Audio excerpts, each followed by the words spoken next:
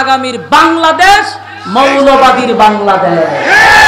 মৌলবাদী শুনলে এত হাজ্জানি হয়, তা আমরা বলবো আগামীর বাংলাদেশ মৌলবাদীর বাংলাদেশ। ঠিক কিনা বলেন? 16 বছর যারা ক্ষমতায় ছিল এরা আমরার ইউজ করছে। পলিটিক্স বুঝেন? আমি আপনাদের পলিটিক্সটা কই, টিক্সের উপরে টিক্স, এর নাম হলো পলিটিক্স। আমেরিকারে বুঝাইছে বাংলাদেশে জঙ্গি আছে, আমরা জঙ্গি দমন করার লেগে বইয়ে রইছি। দাদারে বুঝাইছে আমি যদি যাই জঙ্গির উৎপাত বাড়ব। এই জঙ্গি জঙ্গি হইয়া বুবুয়ে দেশ চালাইছে 16 বছর। টুপি আর দাড়ি দেখলে আমরা তালেবান বানাইছে, জঙ্গি বানাইছে। এই বাংলাদেশে সবচেয়ে বেশি নির্যাতনের শিকার আলেমরা। আজকে যারা ফাটনামি করে আলেমদের উপরে, আমি জানতে চাই কয়জন আয়নাঘর থেকে বাইরেছে? 16 বছরে কোন দাদার লোক আয়নাঘর থেকে বাহির হয় নাই।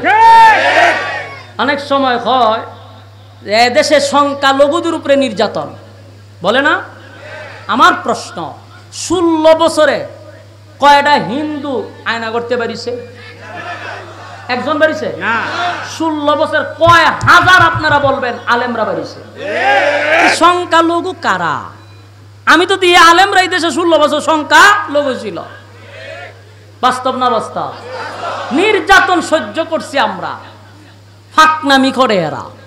এই জন্য আওয়াজ দিতে হবে, যেই জিনিস দিয়া জঙ্গি বইলা বইলা দেশ চালাইছে, এখন এই ওয়াজ 16 বছর করতেছি না, এখন করতেছি। আওয়াজ দিতে হবে, আওয়াজ। সত্যের পক্ষে গান গাই বলে আমি বিদ্রোহী, সত্যের পথে ডাকি বলে আমি বিপ্লবী। কোরআনের কথা বলি তাই বলে আমাকে মৌলবাদী, জিহাদের কথা বলি তাই বলে আমাকে জঙ্গিবাদী। আমি বিদ্রোহী, বিদ্রোহী বিপ্লবী মৌলবাদী, কেন জঙ্গিবাদী? বিদ্রোহী বিপ্লবী মৌলবাদী, কেন জঙ্গিবাদী?